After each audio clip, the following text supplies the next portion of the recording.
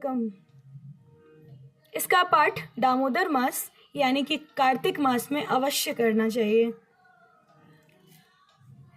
जो सतचित और आनंद के विग्रह हैं, जिनके कुंडल इधर उधर हिल डुल रहे हैं, जो गोकुल नामक अपने धाम में नित्य शोभायमान हैं, जो माता यशोदा द्वारा मथी जा रही दही की मटकी फोड़ देने के बाद माता यशोदा के डर से ओखल से कूदकर अत्यंत तेजी से भाग रहे हैं, किंतु अंततः जिन्हें माता यशोदा उनसे भी तेज भागकर पीछे से पकड़ लेती हैं, ऐसे श्री भगवान को मैं नमन करता हूँ। अपनी माता के हाथ में छड़ी देखकर वे क्रंदन कर रहे हैं और अपने कमल जैसे कोमल हाथों से दोनों नेत्रों को मसल रहे हैं। उनकी आंखें भय से भरी हुई हैं और क्रंदन करते हुए तेजी से श्वास लेने के कारण शंख की भांति उनके त्रिरेखांक कंठ में सुशोभित मोतियों की हार इधर उधर हिल डुल रही है।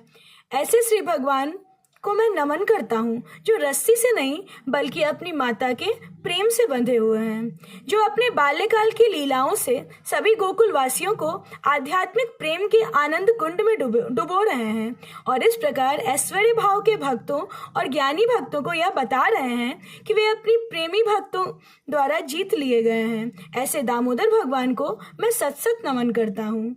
हे भगवान, यद्यपि आप सभी प्रकार के वर देने में सक्षम हैं, मैं आपसे न तो मोक्ष की कामना करता हूँ, न ही मोक्ष के सर्वोत्तम स्वरूप श्री वैकुंठ की इच्छा रखता हूँ, और न ही नवविधा भक्ति से प्राप्त होने वाले किसी भी वरदान की कामना करता हूँ। मैं तो आपसे बस यही प्रार्थना करता हूँ कि आपका यह बाल स्वरूप मेरे हृदय में सर्वदा स्थित रहे। अन्य किसी वस्तु से मुझे क्या लाभ। हे प्रभु, लालिमा युक्त घुंघराले काले केस से सुसज्जित आपका कमल मुख माता यशोदा द्वारा बारंबार चुंबन किया जा रहा है। बिंब फल के समान आपके सुंदर लाल होठ हैं। आपका यह अत्यंत सुंदर कमल रूपी मुख मेरे हृदय में विराजित रहे। इससे अन्य सहस्त्रों वरदान मेरे लिए अनुपयुक्त हैं।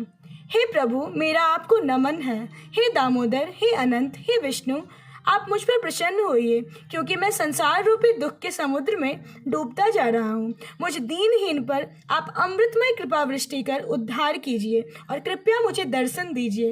हे दामोदर, आपने माता यशोदा द्वारा ओखल में बंधे होने के बाद भी कुबेर के पुत्रों मणिग्रीव तथा नल कुबेर, जो नारद जी के श्राप के कारण वृक्ष के रूप में थे, उनका उद्धार किया और उनको भक्ति का वरदान दिया। आप उसी प्रकार मुझे भी प्रेम भक्ति प्रदान कीजिए। यही मेरा एकमात्र आग्रह है। किसी और प्रकार की कोई भी मोक्ष के लिए मेरी कोई कामना नहीं है। हे दामोदर, आपके उदर से बंधी हुई महान रज्जु रस्सी को प्रणाम। निखिल ब्रह्म तेज के आश्रय एवं संपूर्ण ब्रह्मांड के धाम, आपके उदर को भी प्रणाम। आपकी सर्वप्रिया श्रीमती राधिका को भी प्रणाम है और अनंत लीला करने वाले हे भगवान, आपको भी मेरा प्रणाम है। परम पवित्र कार्तिक मास को दामोदर मास भी कहते हैं। दामोदर मास में इस दामोदराष्टकम का पाठ अवश्य करना चाहिए। दीपदान करते हुए दामोदर मास में दामोदराष्टकम का पाठ करने का इतना पुण्यदायी फल है जिसकी आप कल्पना नहीं कर सकते। रंभा एकादशी के पावन पर्व की आप सभी को हार्दिक शुभकामनाएं। जय श्री कृष्णा, जय श्री लड्डू गोपाल जी, जय श्री दामोदर भगवान। दामोदर मास की जय।